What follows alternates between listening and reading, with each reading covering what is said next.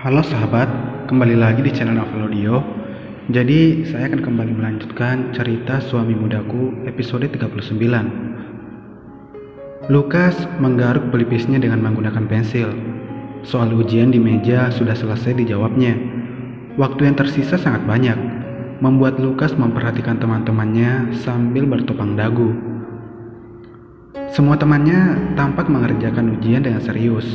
Mungkin soal ujian benar-benar susah sampai teman-temannya tampak berpikir keras. Lukas menatap kembali kertas ujiannya. Soal berjumlah 100 yang berisi pilihan. Lukas mengambil penghapus, lalu dia menghapus 20 jawaban. Lalu Lukas mengganti jawaban dengan menyilang asal pilihan. Ini akan mendapat nilai yang rata-rata, ucap Lukas pelan. Lukas sebenarnya anak yang pintar. Ia mampu menangkap pelajaran, bahkan hanya sekali saja dijelaskan. Namun sejak kecil, Lukas tidak suka diperhatikan lebih oleh orang-orang di sekitarnya. Oleh karena itu, Lukas berupaya agar orang melihatnya sama dengan yang lainnya. Sudah hukum alam, yang kaya akan diperlakukan lebih, sedangkan yang tidak memiliki apa-apa akan diperlakukan semena-mena. Ibunya mengajarkan akan kebaikan dan kasih sayang. Hingga saat ini, Lukas dan Tiara tetap menerapkan apa yang dianjurkan oleh ibunya. Ketika kecil, Lukas tidak memiliki teman yang benar-benar tulus padanya. Selalu saja ada penjilat di dalam hubungan pertemanan kecil Lukas. Sampai Lukas bertemu dengan Ken di ketika akan masuk sekolah dasar. Saat itu Ken benar-benar polos dan memperlakukan Lukas dengan sewajarnya. Jika Lukas berbuat salah, Ken akan memarahinya tanpa takut akan embel-embel keluarga kaya yang dimiliki Lukas. Karena sifat asli Ken yang baik, Lukas selalu senang berteman dengan Ken saat itu. Dimanapun Lukas berada, selalu ada Ken di sampingnya. Bahkan ibunya dulu sangat menyayangi Ken karena Ken dianggap kembaran dari dirinya. Mengingat hal itu, Lukas memperhatikan punggung Ken yang berada tepat di depannya. Semenjak kejadian di rumah sakit, Ken dan Roy serta Green tidak berbicara kepada Lukas. Bahkan biasanya Ken yang duduk di sebelahnya menjadi pindah ke depan, membiarkan Lukas duduk seorang diri. Kesepian yang dirasakan Lukas saat ini mungkin adalah sebuah pelajaran untuknya. Tidak selamanya yang kita sayangi akan terus berada di samping kita. Mungkin saja ada sesuatu hal yang terjadi dan terbentuklah dinding kokoh yang tinggi, sehingga kita tidak bisa menggapai kembali orang yang dulu pernah kita sayangi. Namun, jika ditelisik lebih jauh, apakah yang Lukas lakukan kepada Sin merupakan sesuatu yang salah? Mungkin semua orang akan langsung berkata bahwa Lukas salah karena sudah masuk ke dalam hubungan Bella dan Sin.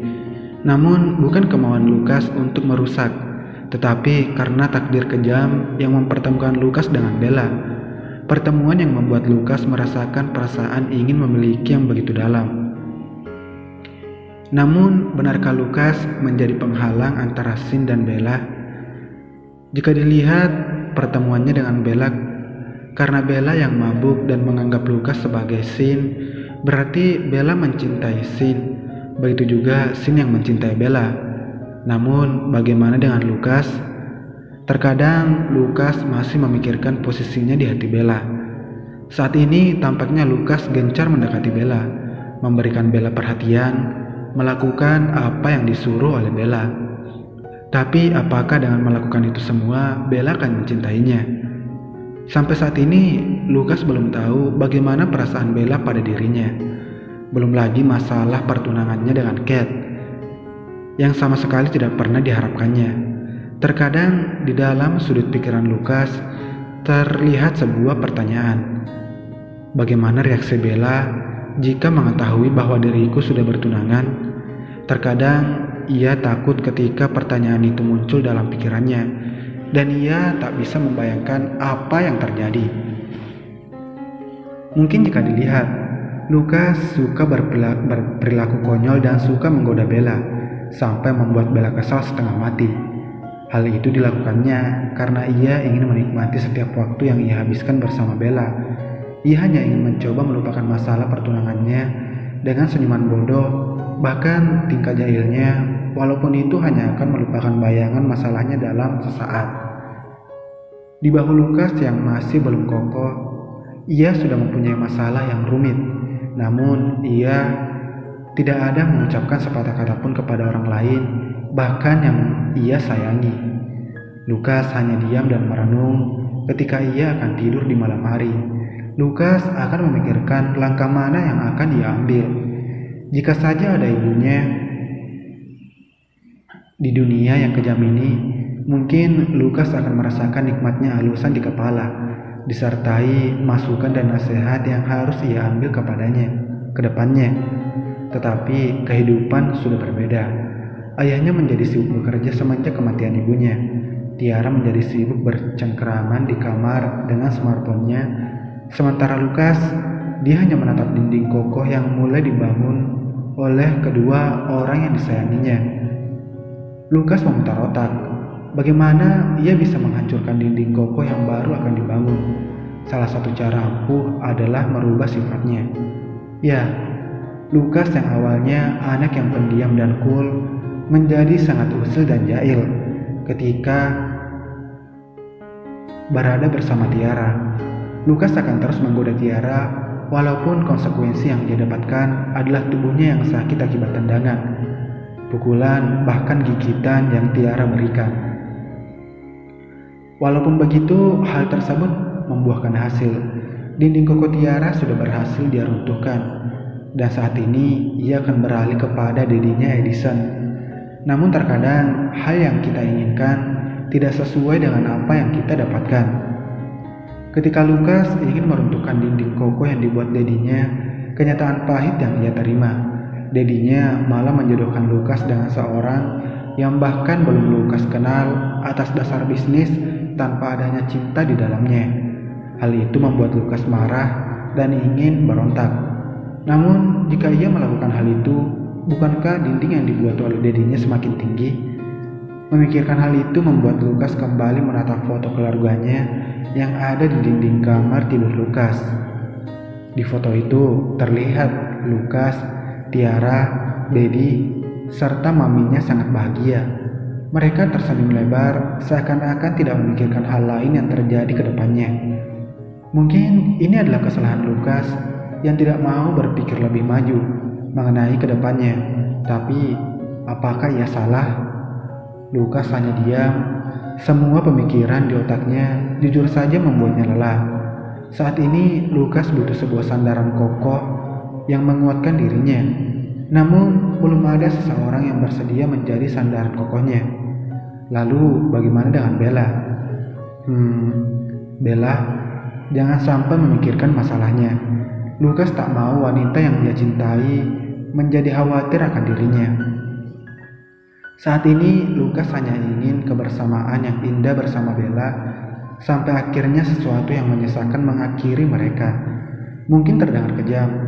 Bukankah itu sama saja Lukas hanya memanfaatkan Bella? Apakah Lukas benar-benar mencintai Bella atau hanya mengusir kesepian yang dihadapinya? Tidak, dia bukan seorang seperti itu.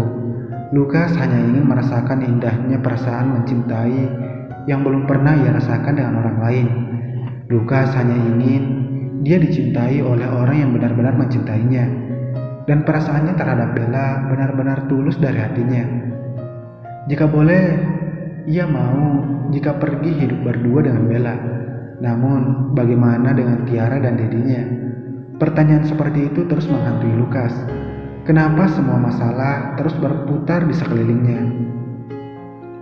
Berapa lama lagi Lukas akan memasang topeng seseorang pengecut ini? Waktu telah habis, kumpulkan kertas ujian kalian, ucap sang guru berteriak. Teriakan sang guru tampaknya tak berefek dari Lukas yang masih sibuk berpikir mengenai hidupnya. Sedangkan semua anak sudah sibuk berjalan mengumpulkan kertas ujian tak terkecuali Roy, Green, dan Ken yang sudah meletakkan kertas ujian di meja guru. Lukas masih sibuk berkelana di dalam pemikirannya. Ken menatap Lukas yang melihat ke mejanya dengan sorot mata yang kosong.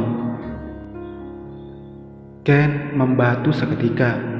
Lukas tidak pernah menunjukkan kelemahannya kepada siapapun, bahkan kepada keluarganya sekalipun. Lukas selalu menunjukkan kehebatannya dan kekuatannya yang selalu melindungi orang-orang terdekatnya. Tapi kenapa Ken melihat tatapan Lukas yang kosong itu seperti benar-benar Lukas sosok yang rapuh, kesepian, dan keputusasaan? "Hei, satu orang lagi yang belum mengumpulkan kertas ujian," ucap guru tersebut berteriak lebih kencang sambil memukul mejanya. Lukas langsung tersadar dan menatap sekelilingnya, di mana semua temannya sudah mengumpulkan ujian. Lukas langsung berdiri, membawa kertas ujiannya ke meja guru, melewati Ken yang dari tadi menatap Lukas. "Ah, maaf," ucap Lukas kepada sang guru yang dibalas dengan umpatan marah dari sang guru. Lukas tak ambil pusing dengan guru itu. Ia langsung berbalik menuju bangkunya dan duduk menatap keluar jendela. "Ken, sampai kapan kau mau berdiri di sana? Cepat duduk," ucap sang guru, membuat Ken tersadar dan langsung berjalan ke tempat duduknya yang berada di hadapan Lukas. Menarik kursi dengan pelan, Ken duduk membelakangi Lukas, sedangkan Lukas menatap punggung Ken yang berada di depannya, lalu sedetik kemudian menatap jendela kembali. Roy dan Green yang melihat Lukas dan Ken hanya bisa menghela nafas lelah. "Sampai kapan mereka akan begini?" ucap Roy dan Green dalam hati. "Baiklah, kalian bisa beristirahat," ucap sang guru langsung keluar dari kelas. Lukas tanpa basa-basi langsung melangkahkan kakinya cepat keluar dari ruangan kelas yang menyesakkan. Green dan Roy sebenarnya ingin menahan Lukas, namun tatapan Ken mengisyaratkan, "Jangan ganggu dia saat ini," membuat Green dan Roy menatap punggung Lukas yang menjauh pergi sampai tak terlihat. Lukas merasakan semilir angin yang menerpa wajahnya saat ini, menatap awan yang terus bergerak tak tentu arah di langit. Lukas memikirkan kesendiriannya lagi. Cahaya matahari semakin memberikan kekuatannya, seakan-akan menunjukkan kekuasaannya kepada Lukas. Lukas sebagai makhluk kecil tentu tidak bisa melawan dan hanya mengangkat tangannya menutupi cahaya matahari yang sedikit membuat matanya silau. Sampai mata Lukas mulai merasa lelah dan akhirnya menutup matanya tertidur di atap sekolah. Dan tak berapa lama Lukas tertidur. 3 orang manusia melangkahkan kakinya mendekati Lukas. "Kita sampai berkeliling mencari keberadaannya, tetapi dia dengan nyamannya tidur di atap," ucap Green pelan berjongkok di sebelah Lukas.